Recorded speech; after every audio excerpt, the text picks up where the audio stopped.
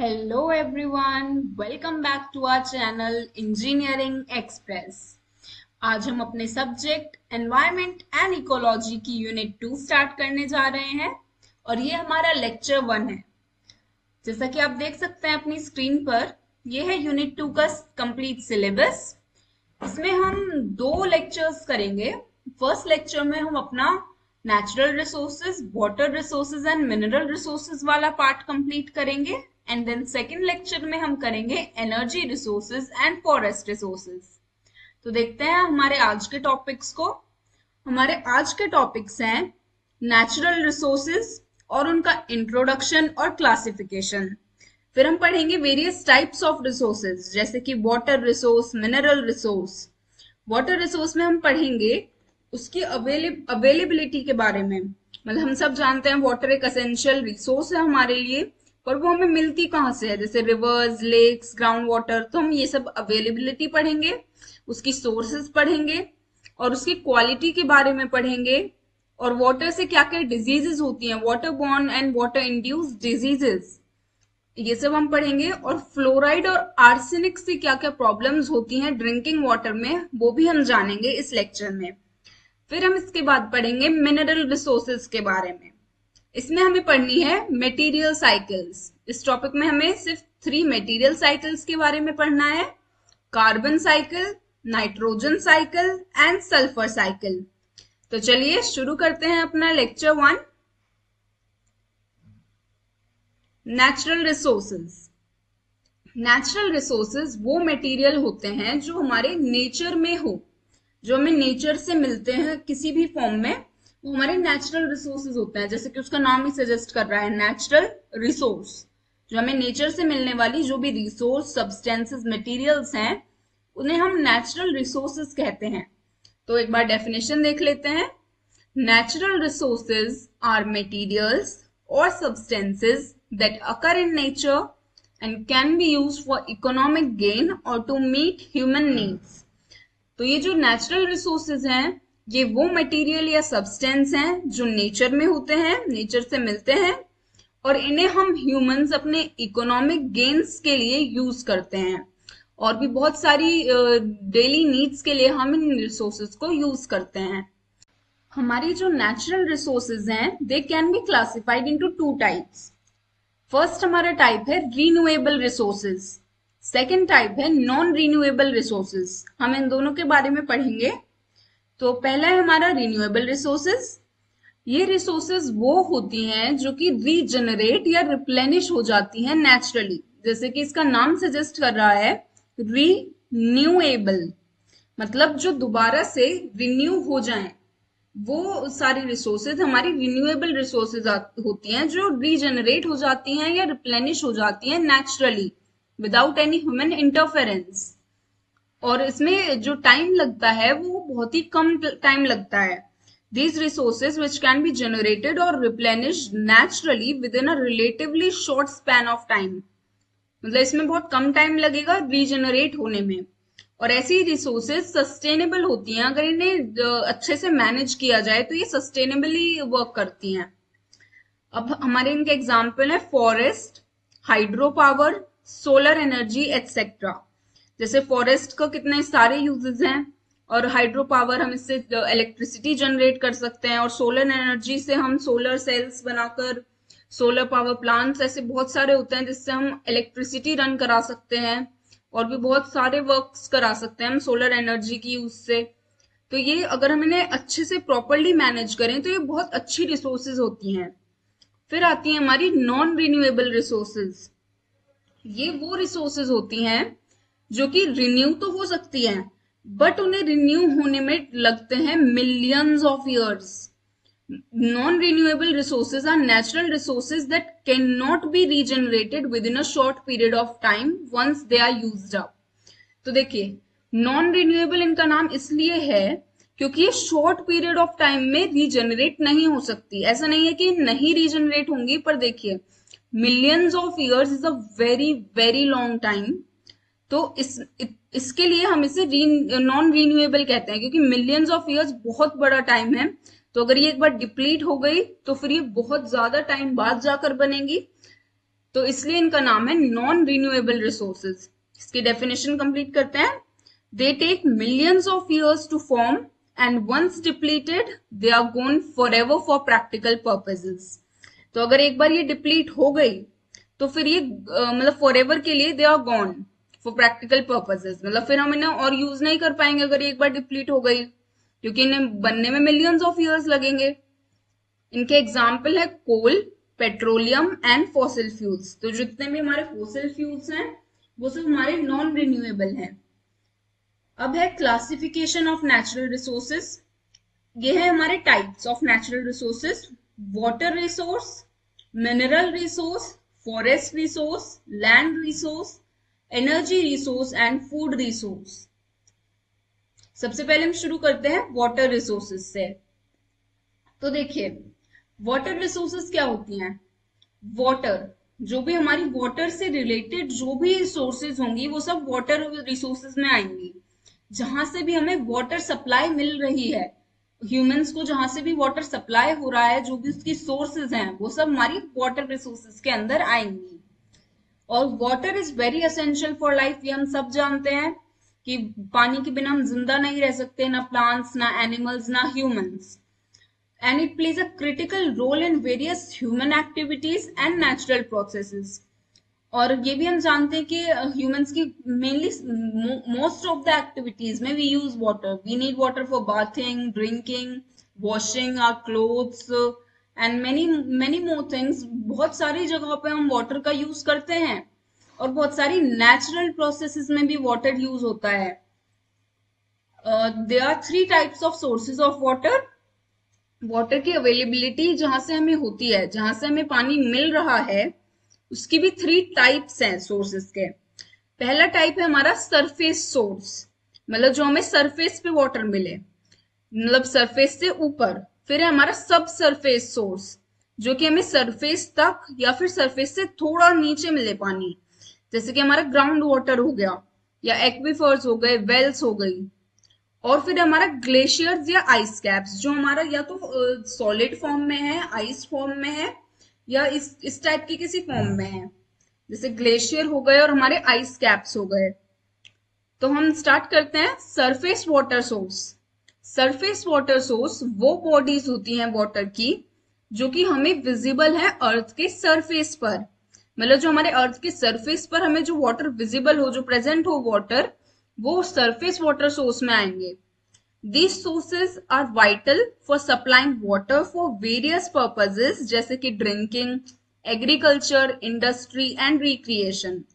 तो ये जो पानी है ये बहुत सारे पर्पसेस, ह्यूमन पर्पसेस को मीट करने में हेल्प करता है, जैसे कि हमारी ड्रिंकिंग, एग्रीकल्चर, इंडस्ट्री, इन सब में। तो यहाँ से इन सब के लिए सप्लाई होती है सरफेस वाटर सोर्स से जनरली, मेनली। और इसके प्राइमरी सोर्सेज ये हैं: streams, rivers, lakes, rain catchment areas, ponds, wetlands and reservoirs. तो ये सब, यहां से हमें ये सब सोर्स मिलती हैं सरफेस वाटर की। अब है सरफेस वाटर के एडवांटेजेस। तो देखिए सरफेस पे है वो, तो मतलब इजीली अवेलेबल है, हमें उसके लिए कोई वेल डिग नहीं करनी है, कुछ भी हमें एक्स्ट्रा एफर्ट्स नहीं करने हैं उसे एक्सट्रैक्ट करने के लिए, उसे एसेस करने के लिए। तो ये हमें इजीली अवेलेबल है। Surface water is generally more accessible than ground water, और ये सिंपल टू लोकेट है। It does not require highly developed machine to find and access the source of water. तो हमें कोई डेवलप्ड मशीनरी नहीं चाहिए इसे एसेस करने के लिए। और इसमें सॉफ्टर वाटर होता है। सॉफ्ट वाटर और हार्ड वाटर अगर आप जानते हो, वो कुछ मिनरल्स होते हैं जो कि पानी में मिले हुए होते हैं। तो उनकी अगर क्वांटिटी बहुत ज्यादा हो तो वो हार्ड वाटर होता है, और अगर उन मिनरल्स की क्वांटिटी कम हो तो वो सॉफ्ट वाटर होता है। तो जो हमारा सरफेस वाटर रहता है वो जनरली सॉफ्ट रहता है ग्राउंड वाटर से के कंपैरिजन में। ग्राउंड वाटर के कंपैरिजन में हमारा सरफेस वाटर थोड़ा सॉफ्टर होता है, मतलब उसका मिनरल कंटेंट जो है वो लोअर होता है। फिर हमारा लास्ट पॉइंट है सिंपलर ट्रीटमेंट। तो जो सरफेस वाटर जो है, it often requires less complex treatment compare to ground water. तो इसके हमें जो ट्रीटमेंट के लिए हमें कम कॉम्प्लेक्स ट्रीटमेंट चाहिए होते हैं, पानी को ट्रीट करने के लिए as compare to ground water. अब है इसके डिसएडवांटेजेस। देखिए ये जैसे सरफेस पे है तो इसे कंटेमिनेट करना बहुत इजी है। जैसे आप देखते हैं हमारी रिवर्स वगैरह हो गई, तो जो भी लोग वहां पर वेकेशन के लिए या घूमने के लिए या दर्शन करने के लिए जाते हैं तो वो वहां पर कचरा फेंक देते हैं, तो बहुत इजीली कंटेमिनेट कर सकते हैं। जो भी सरफेस पे वाटर है वो बहुत इजीली कंटेमिनेट हो जाता है बाय आवर ह्यूमन एक्टिविटीज या कुछ natural activities. And temperature fluctuations, surface water temperature also fluctuated with the level of temperature। और देखिए जैसे पानी सरफेस पे है तो जो भी टेम्परेचर का इफेक्ट होगा वो उस पर डायरेक्टली होगा, तो इसलिए टेम्परेचर फ्लक्चुएट होता रहता है सरफेस वाटर का, उसका कोई कांस्टेंट टेम्परेचर नहीं मेंटेन रहता। अब है फ्रीजिंग इन वाटर। तो देखिए जैसे हमने टेम्परेचर का फ्लक्चुएशन पढ़ा, तो जब टेम्परेचर बहुत ज्यादा कोल्ड हो जाएगा, बहुत ज्यादा कम टेम्परेचर हो जाएगा, तो वो फिर उसका भी इफेक्ट पड़ेगा उस पानी पे और वो पानी फ्रीज हो जाता है, जिसकी वजह से वो हमारे लिए एसेसिबल नहीं रहता। तो हम मतलब अब जब वो फ्रीज हो गया तो हम उसे अब कैसे यूज करें, तो इसलिए ये भी एक प्रॉब्लम है विंटर्स में। फिर है हाई टर्बिडिटी। टर्बिडिटी क्या होती है? टर्बिडिटी होती है amount of suspended particles dissolved in water. तो मतलब उसकी वजह से टर्बिडिटी होती है हमारी, क्लाउडीनेस अपीयर होती है। तो सरफेस वाटर में अधिकतर हाई टर्बिडिटी हो जाती है as compare to ground water, क्योंकि ग्राउंड वाटर में क्या होता है, पानी सॉइल के थ्रू छन के जाता है एक तरह से, उसके सॉइल में हो जाता है, सॉइल पोरस होती है तो उसमें पानी फिल्टरेट होके जाता है, तो इसलिए उसकी टर्बिडिटी थोड़ी कम होती है। पर जो हमारा सरफेस वाटर है उसकी टर्बिडिटी हाई होती है। अब है सब सरफेस वाटर सोर्स। सब सरफेस वाटर सोर्स वो वाटर सोर्स होती है जो कि ग्राउंड के लेवल तक है उससे थोड़ा नीचे, मतलब ग्राउंड से नीचे ही मानिए आप, found below the earth surface. और ये क्रूशियल है for supplying water to many regions जहां पर सरफेस वाटर इजीली अवेलेबल नहीं है या फिर सरफेस वाटर सीजनल है। जैसे कि आपने सुना होगा बहुत सारी रिवर्स ऐसी होती हैं जो कि सीजनल होती हैं, मतलब उनमें एक टाइम पे तो पानी बहुत ज्यादा रहता है और एक टाइम पे बिल्कुल वो सूख जाती हैं। तो ऐसी जगहों पे हमारे क्या काम आते हैं? सब सरफेस वाटर सोर्सेस। और इसमें मेनली क्या क्या है? Ground water, aquifers, wells and soil moisture. Soil में मॉइस्चर जो होता है वो सॉइल मॉइस्चर कहते हैं उसे। और हमारा ग्राउंड वाटर, एक्वीफर्स और वेल्स, ये सब हमारे प्राइमरी सोर्सेज हैं सब सरफेस वाटर के। अब हम पढ़ेंगे एडवांटेज ऑफ सब सरफेस वाटर।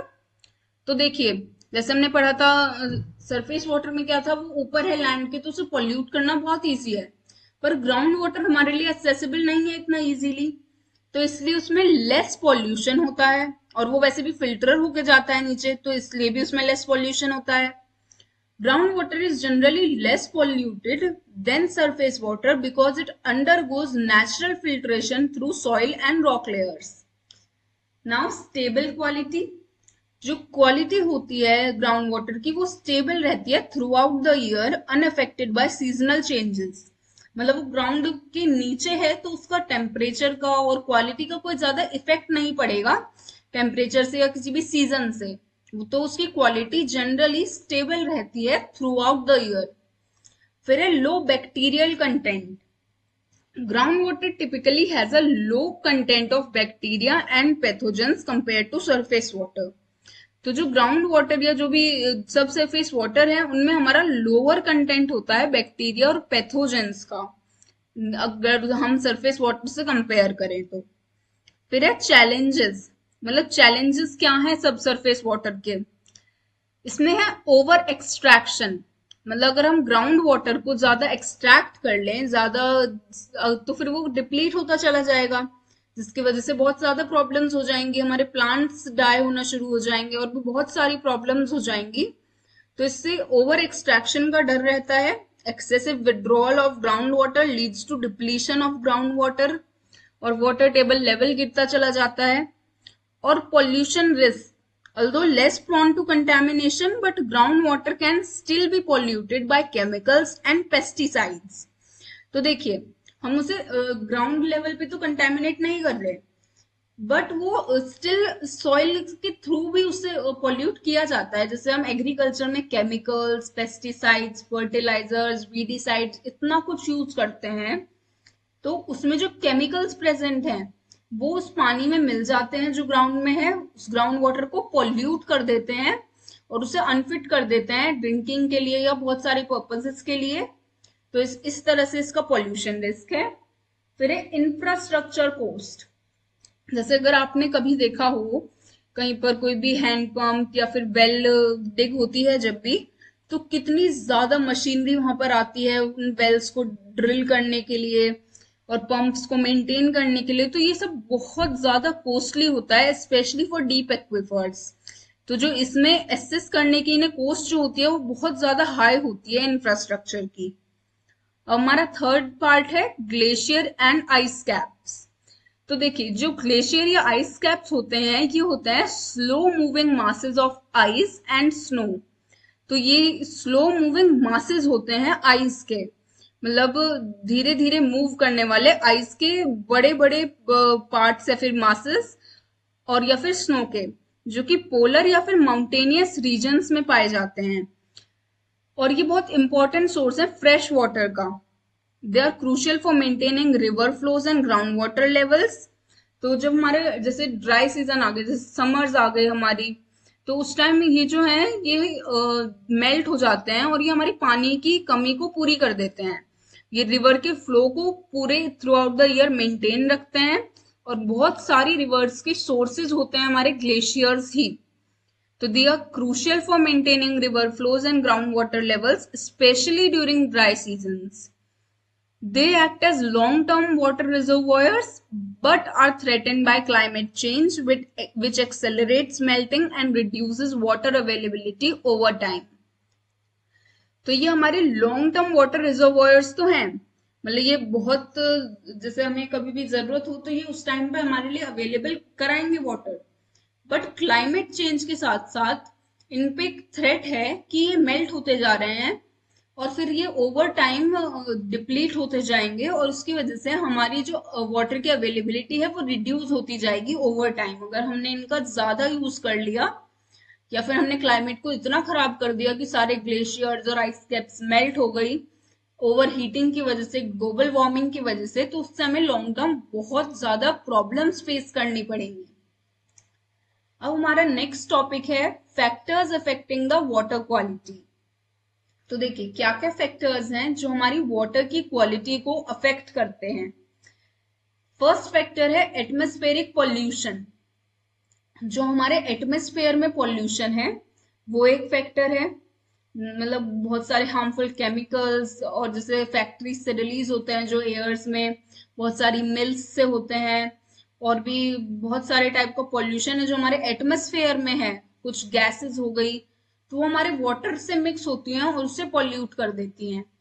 और पीएच वैल्यू, तो पानी के मतलब पानी अगर हमें ड्रिंकिंग के लिए चाहिए या किसी भी पर्पस के लिए चाहिए तो उसकी एक पर्टिकुलर पीएच वैल्यू होनी चाहिए, तो उससे भी वाटर क्वालिटी को हम चेक करते हैं। और एक हमारा होता है हार्डनेस, जो मैंने अभी आपको बताया, amount of minerals dissolve in water, वो होती है हमारी हार्डनेस। तो पानी फिट फॉर ड्रिंकिंग वही होता है जो ज्यादा सॉफ्टर हो, और हमारे ह्यूमन यूज में हम वही पानी यूज करते हैं जो मेनली सॉफ्टर हो।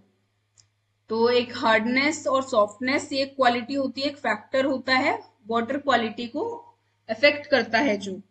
फिर हमारे ये आते हैं DO, BOD and COD. DO होता है डिजोल्व ऑक्सीजन, बीओडी होता है biochemical oxygen demand, and COD होता है केमिकल ऑक्सीजन डिमांड। तो ये तीनों ही जो होते हैं डीओ, बीओडी एंड सीओडी, ये हमारे की पैरामीटर्स हैं वाटर की क्वालिटी को एसेस करने के लिए। तो हम शुरू करते हैं डिजोल्व ऑक्सीजन से। डिजोल्व ऑक्सीजन वो अमाउंट होता है of oxygen dissolve in water. DO refers to the amount of oxygen dissolved in water which is essential for the survival of fish and other aquatic organisms। मतलब जो भी पानी में जो भी एक्वेटिक ऑर्गेनिजम्स, फिशेज या जो भी प्लांट्स, मॉसेस जो भी होते हैं, उन सब की जीवन के लिए, उनके सर्वाइवल के लिए ऑक्सीजन जरूरी है।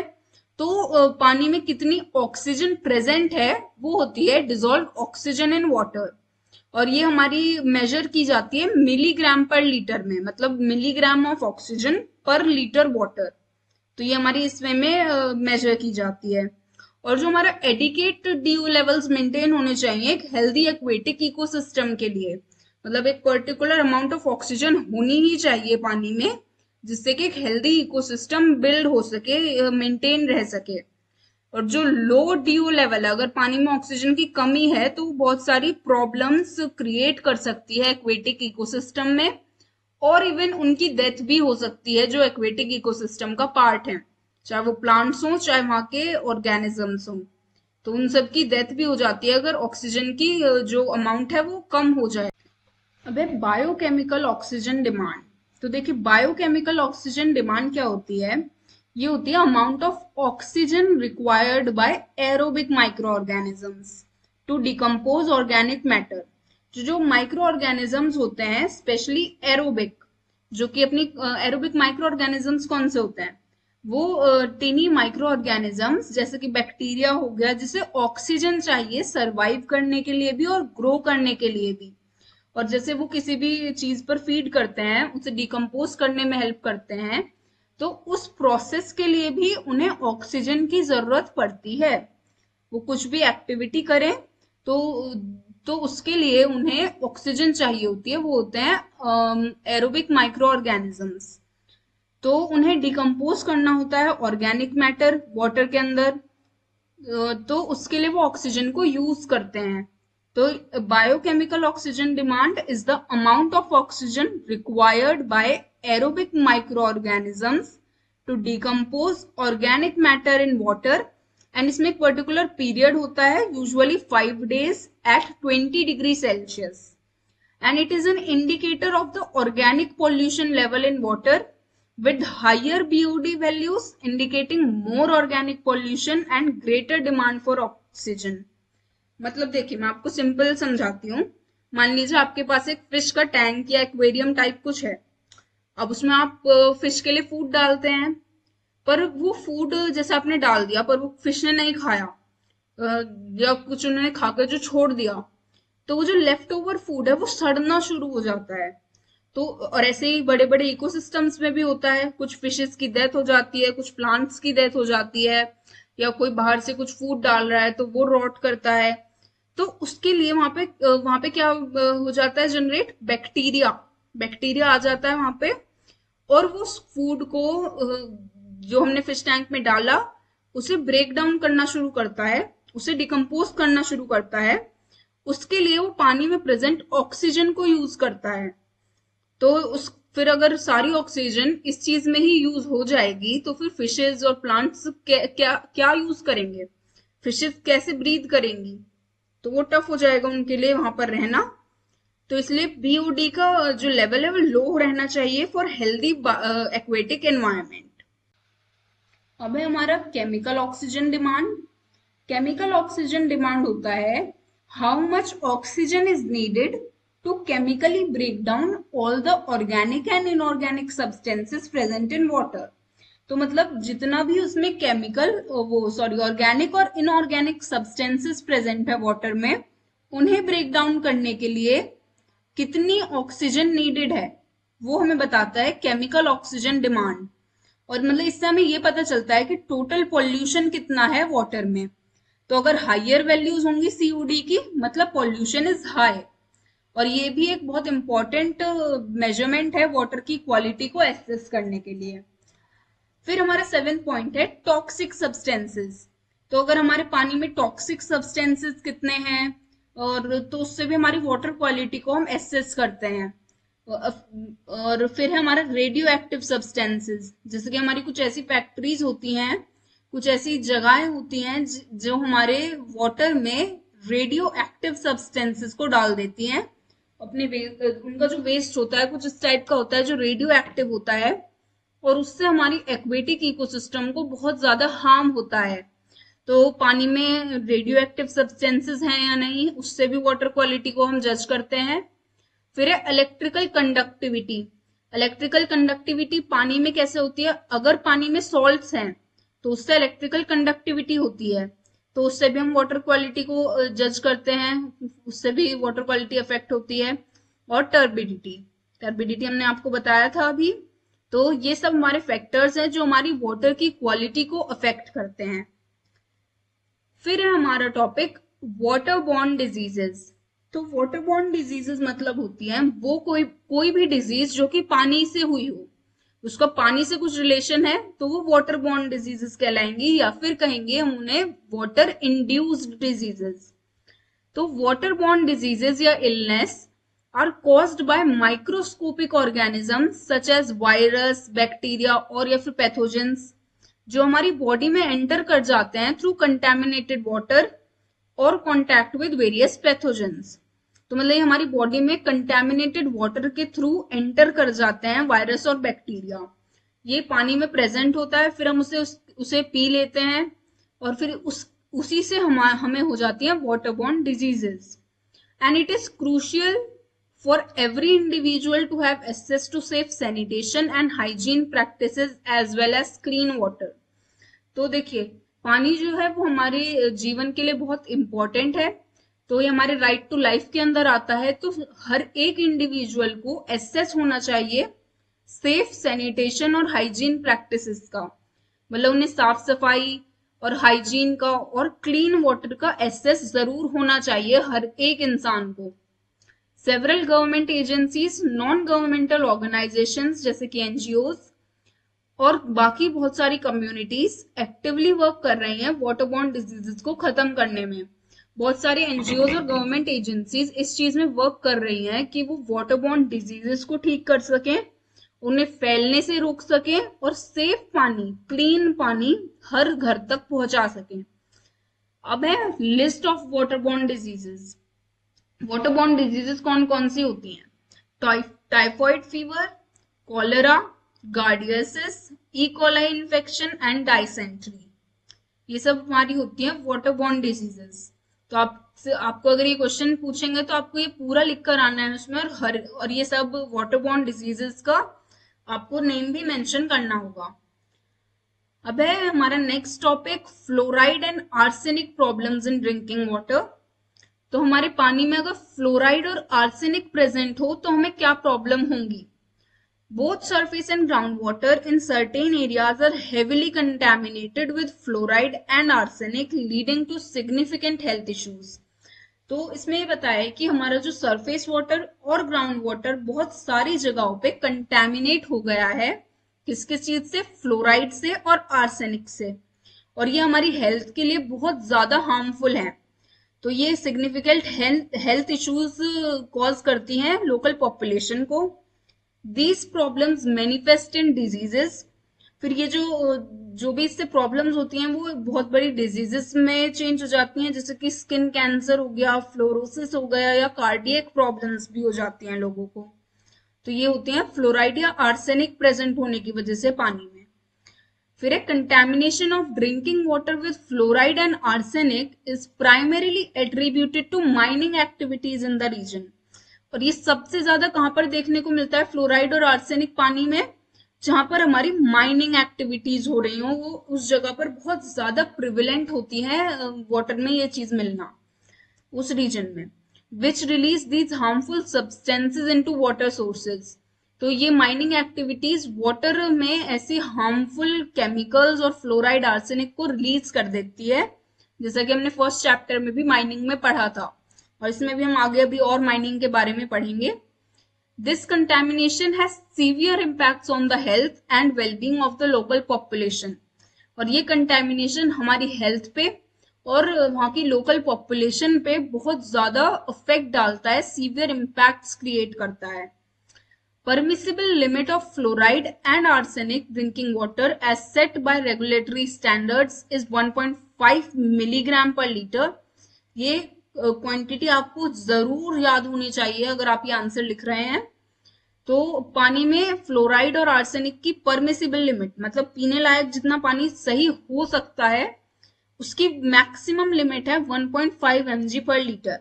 मतलब अगर फ्लोराइड और आर्सेनिक 1.5 mg पर लीटर है, मतलब 1.5 mg फ्लोराइड एंड आर्सेनिक है 1 लीटर पानी के अंदर, तो फिर भी वो सही है, पानी फिट टू ड्रिंक है।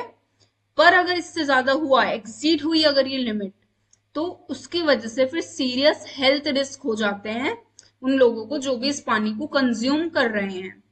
Exceeding this limit poses serious health risk to individual consuming the contaminated water.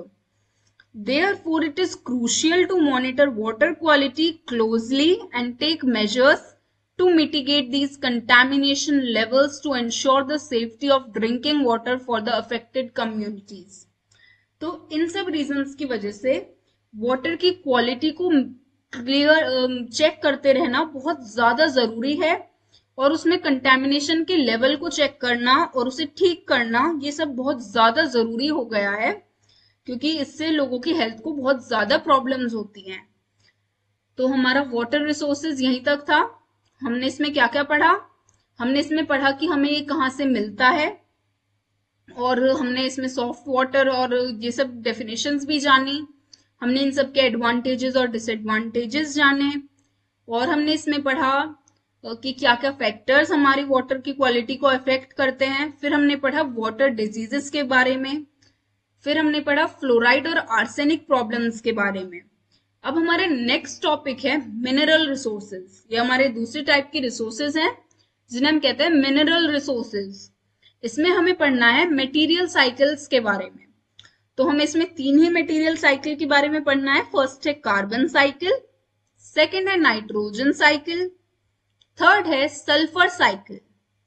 तो चलिए शुरू करते हैं अपनी मटेरियल साइकिल को।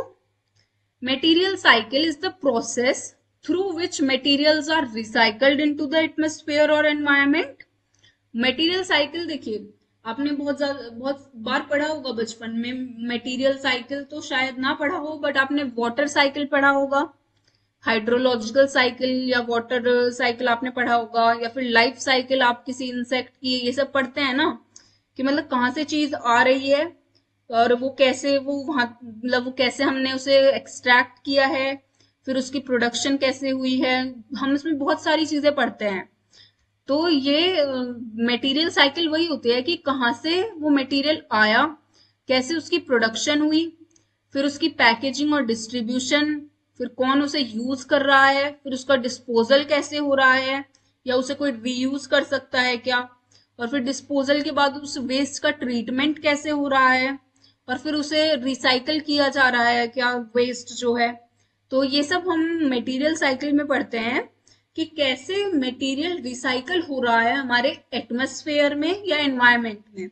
तो हम इसमें जनरली कार्बन, नाइट्रोजन और सल्फर गैसेस के बारे में पढ़ेंगे। तो ये होगा हमारा एटमॉस्फेयर से रिलेटेड। तो मटेरियल साइकिल वो प्रोसेस है जिसमें मटेरियल्स रिसाइकल हो एटमॉस्फेयर में या एनवायरनमेंट में।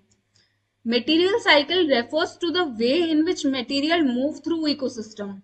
वो इकोसिस्टम में कैसे मूव कर रहे हैं, यही हमारी मटेरियल साइकिल होती है। मतलब उनकी स्टार्टिंग से लेके उनकी एंडिंग तक वो हमारी पूरी साइकिल को बताता है।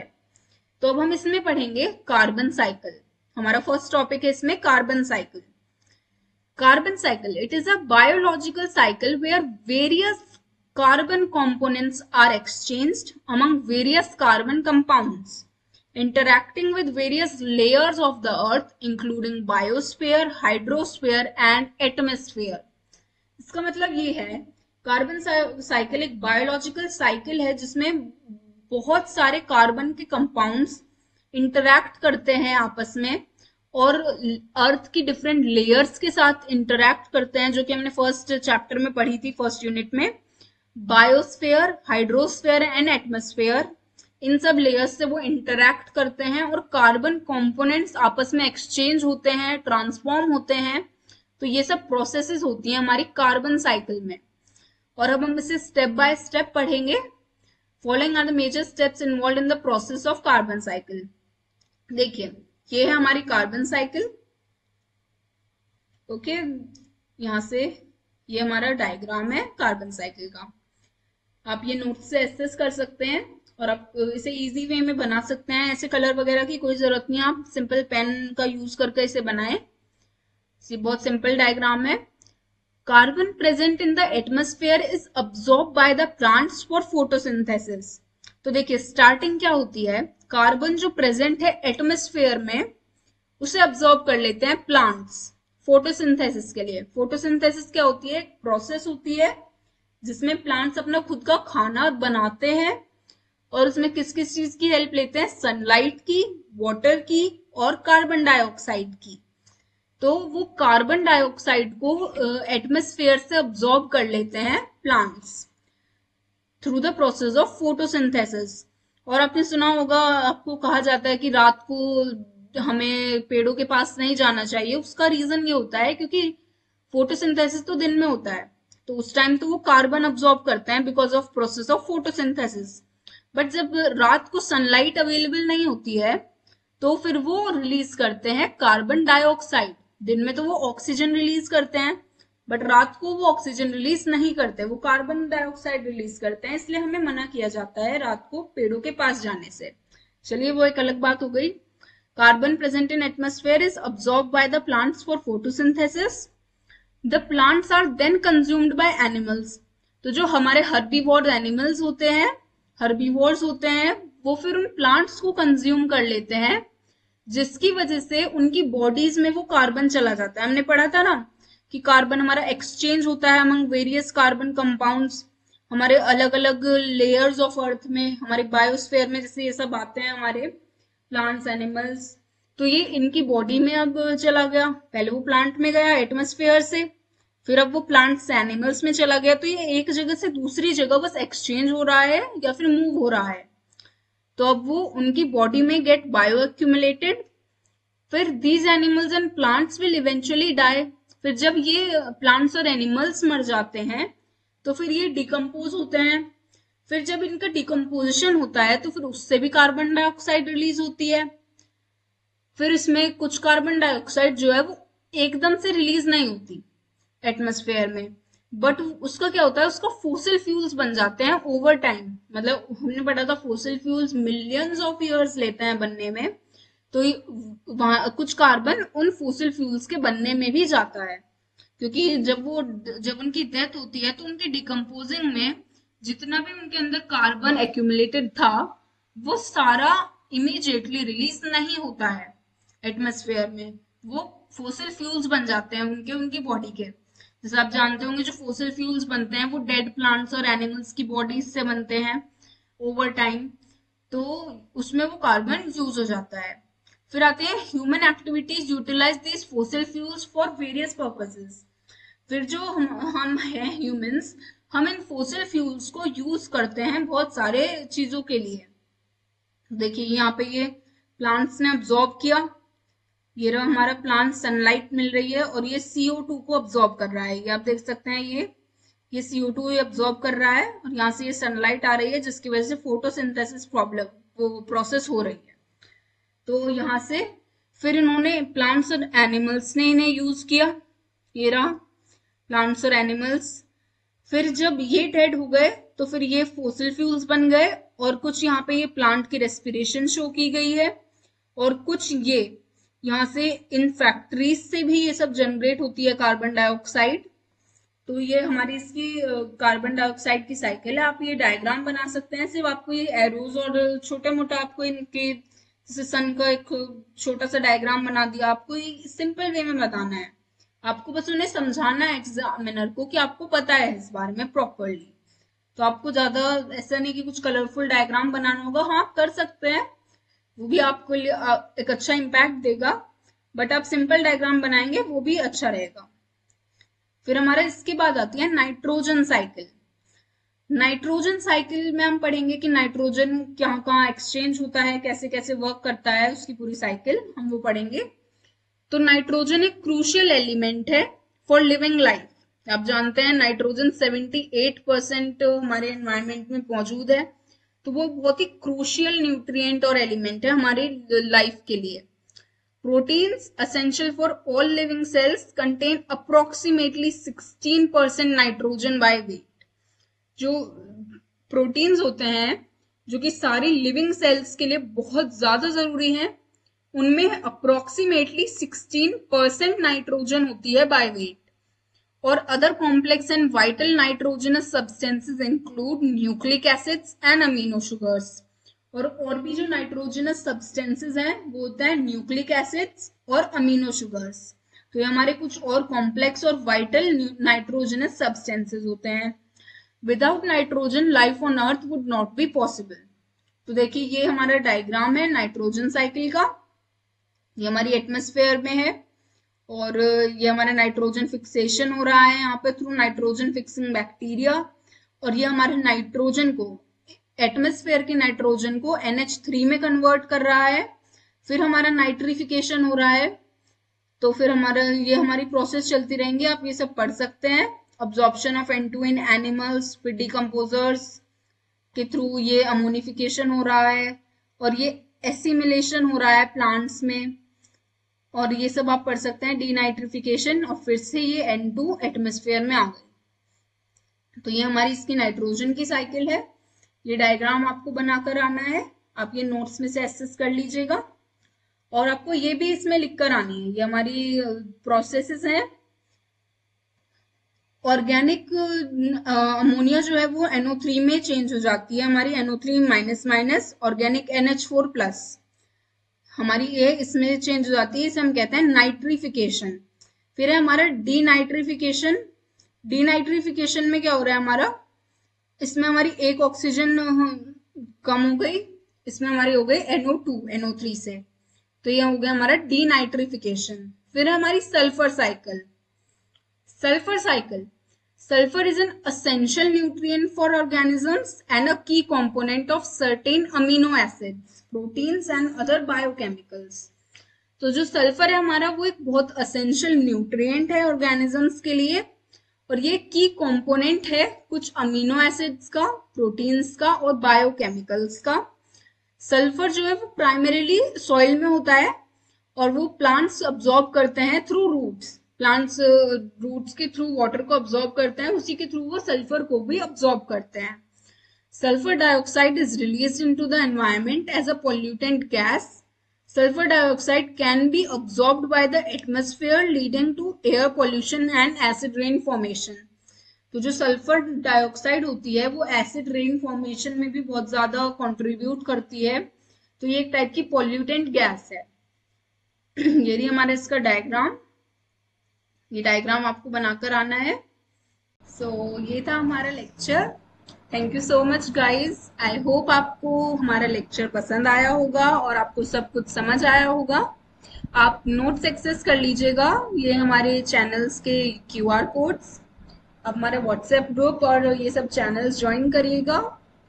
और अगर आपका कोई भी डाउट या क्वेरी है तो आप उसे कमेंट सेक्शन में लिखिए और हम बहुत जल्द आपका रिप्लाई करेंगे और आपके डाउट्स को क्लियर करेंगे। Thank you. I will see you in my next one.